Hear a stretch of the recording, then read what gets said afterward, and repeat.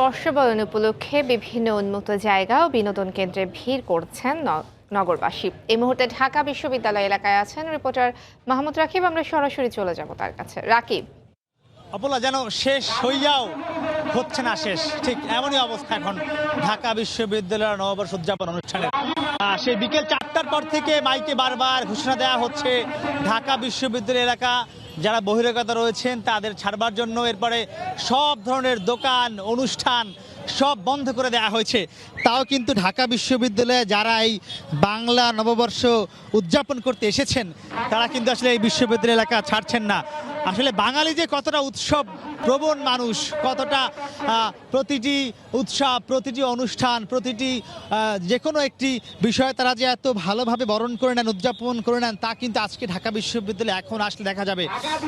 প্রশাসন থেকে বারবার বলা হয়েছিল সন্ধ্যা 6টার পর থেকে উন্মুক্ত স্থানে আর কোনো অনুষ্ঠান থাকবে না।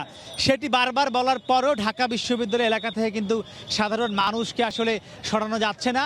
তারা কিন্তু এই টিএসসির কেন্দ্র করে এবং ঢাকা বিশ্ববিদ্যালয়ে বিভিন্ন আরও যে রাজু ভাস্কর্য রয়েছে সেসব জায়গায় তারা কিন্তু অবস্থান করছেন।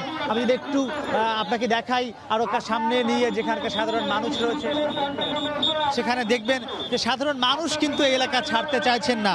সেই সূর্যোদয় থেকে সকালে যে বরণ শুরু হয়েছে, বাংলা নববর্ষ বরণ, সেটি কিন্তু সূর্যাস্ত হয়ে যাবার পরও সাধারণ মানুষ এখনও বরণ করে নিচ্ছেন 1426-কে। এবং আমরা দেখেছি, যদি বামে দেখেন, যে যারা প্রশাসন রয়েছে তারা কিন্তু সাধারণ মানুষকে এই এলাকা ছেড়ে দেবার জন্য বারবার অনুরোধ করছেন, তাও কিন্তু তারা আসলে এই এলাকা ছাড়ছেন না। তারা কিন্তু এখনও চাচ্ছেন যে এই যে কোনোভাবে তারা আরেকটু এই যে উৎসব, বাঙালির উৎসব পহেলা বৈশাখ, সেগুলো কিন্তু তারা এখনও বরণ করে নিতে যাচ্ছেন। এবং তারা বলছেন যে যেহেতু সকালে তারা ব্যস্ত ছিলেন বা রোদ ছিল, এই কারণে তারা বিকেলে বা সন্ধ্যার পরে এসছেন। এবং এই বরণ অনুষ্ঠান কিন্তু এখনও সর্বোচ্চ নিরাপত্তার সঙ্গে ঢাকা বিশ্ববিদ্যালয় চলছে। তো অপলা, আমার কাছে ঢাকা বিশ্ববিদ্যালয় পহেলা বৈশাখ বরণের এই ছিল সবশেষ খবর।